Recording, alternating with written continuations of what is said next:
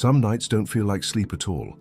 Your body rests, but something else begins moving, quietly, without permission, as if following a rhythm older than memory. Dreams come, not as scattered fragments, but as places you've been, people you've met, and stories that unfold with eerie familiarity. It feels less like invention and more like recognition. That sensation, the one you can't quite explain, is what keeps scientists puzzled, philosophers questioning, and spiritual seekers convinced that dreams are something more than mental noise. They may be signals from the hidden life of the soul. What we call a dream might be something else entirely. For most, a dream is simply what happens behind closed eyes after the day ends, but neurologically, it's a state of consciousness that mirrors wakefulness in intensity, even though it unfolds under entirely different rules. Rapid eye movement, REM sleep, activates parts of the brain linked to vision, emotion, and memory, creating scenes that feel vivid, emotional, and real, sometimes real enough to make us question which version of life is the dream and which is the waking. But the phenomenon is more than brain chemistry. Philosophers like Descartes have long wrestled with the idea that what we experience during sleep is not less real, but differently real, filtered through a different mode of consciousness, one that doesn't rely on the same physical senses we use during the day. That opens the door to a more complex and much older idea, that the self capable of dreaming isn't only biological. It might be spiritual, and the dream could be a place where the soul temporarily shifts focus. In many spiritual and esoteric traditions, sleep is not viewed as a shutdown of awareness, but a loosening of the body's grip on it. In this softened state, something deeper, call it soul, essence, or inner self, is thought to separate, travel, observe, or remember. It's not a theory born from wishful thinking, but from consistent lived experience shared across cultures and centuries. Dreams, in this view, are not a reflection of our reality. They are the soul's active environment. If this is true, if sleep softens the boundary between the body and the deeper self, then the next question becomes not just what the soul does, but where it goes once that separation begins. 1.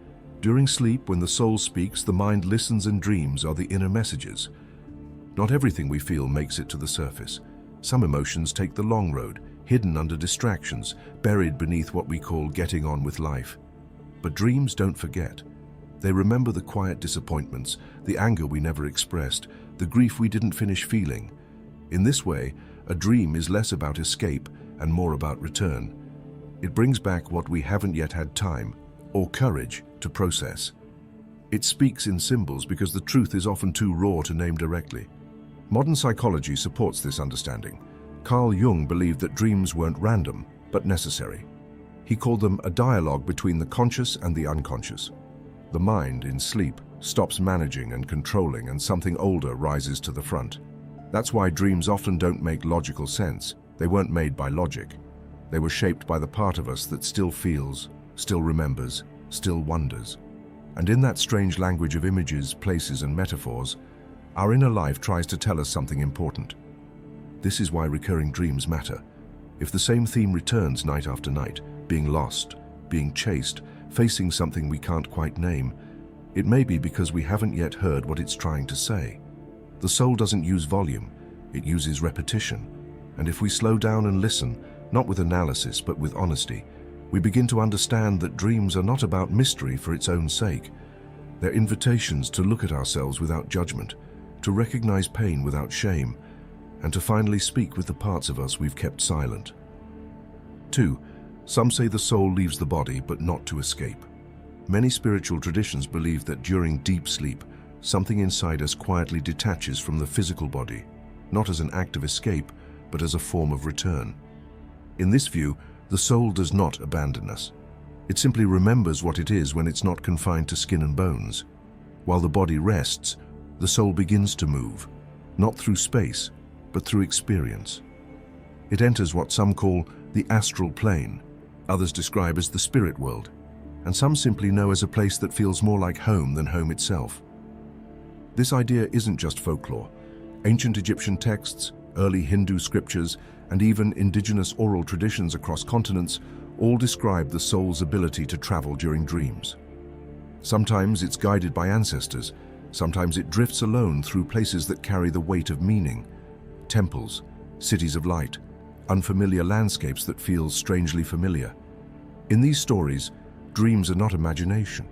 They are memory. The soul doesn't invent the places it visits, it remembers them. That's why certain dreams leave us waking with a sense of longing, as if we were just somewhere that mattered. What's particularly powerful is how these stories converge on one quiet truth. The soul doesn't travel during dreams to entertain itself. It travels to observe, to reflect, to remember. And when it returns, we're left with fragments, images, emotions, a single sentence echoing in our chest. These are not clues to be decoded like puzzles. They are pieces of a larger truth we rarely let ourselves believe. That part of us never really sleeps. 3. The soul revisits people it's known before. Some dreams feel like reunions. You wake up with the memory of a face that doesn't belong to anyone in your life, yet you know them.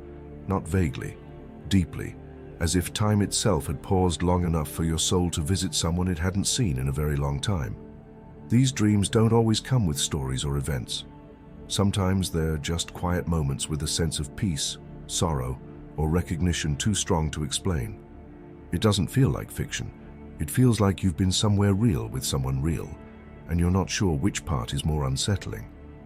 In certain spiritual teachings, this experience is explained through the idea that our souls travel in groups.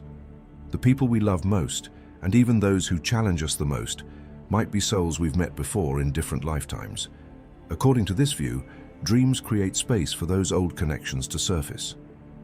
While the body sleeps, the soul seeks out familiar energy, not out of nostalgia, but because these bonds still have something to teach or offer. You might see someone from a past life, or someone your soul is still tied to in ways your conscious mind doesn't yet understand. These aren't always joyful meetings. Sometimes the soul reconnects with the person it lost too soon. Other times, it returns to relationships that ended without closure. In dreams, without time or distance as obstacles, the soul tries again, sometimes to say goodbye, sometimes to say what was never said, and sometimes just to feel less alone. These encounters leave impressions that linger far beyond morning. They don't fade like normal dreams because they aren't normal.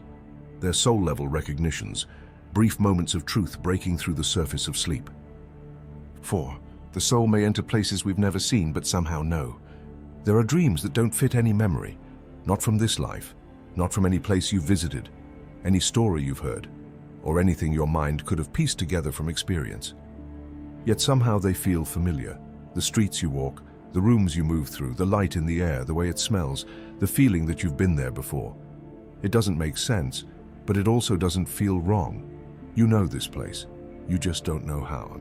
Many people who believe in reincarnation say that these places may not be creations of the mind, but echoes of where the soul has lived before.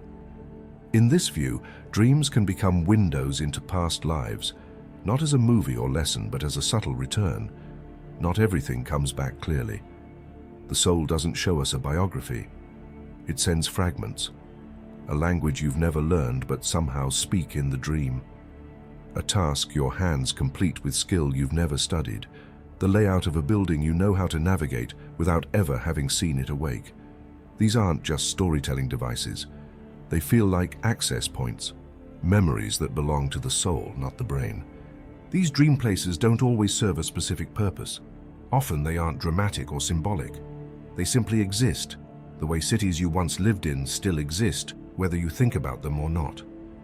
Some people wake from these dreams feeling homesick for places they can't name. Others find themselves searching for these landscapes in books, films, or even real-world locations, trying to make the outer world match what they felt inside. It's not confusion, it's recognition.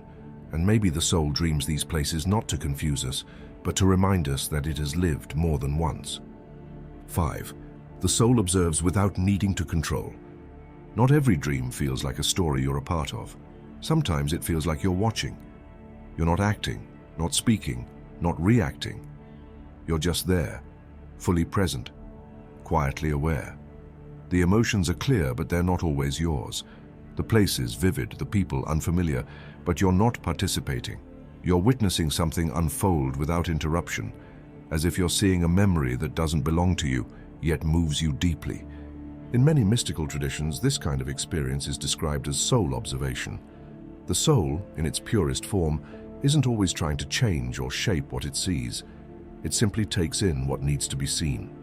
These dream experiences might not be random. They may be moments in time, perhaps even from other lives, other souls, or other timelines that carry a resonance your soul is meant to feel. The details might not make sense to the conscious mind, but the emotional truth lands anyway. It's like watching a film you don't understand, but that still breaks your heart. This state of silent observation can be difficult to describe. It doesn't leave the same kind of memory as active dreaming. Instead, it leaves a sensation, like a weight in the chest, or a quiet shift in mood that lasts through the day. You may not be able to explain what you saw or why it mattered, but part of you understands that you saw something for a reason. When the soul observes like this, it's not confused, it's listening. And perhaps during sleep, we're given space to witness truths that can't be processed when we're too busy trying to fix, explain, or solve. If you have made it this far, comment down below with the word 100% to confirm that you have received the knowledge from this video. For more interesting topics, make sure you watch the recommended video that you see on the screen right now. Thanks for watching.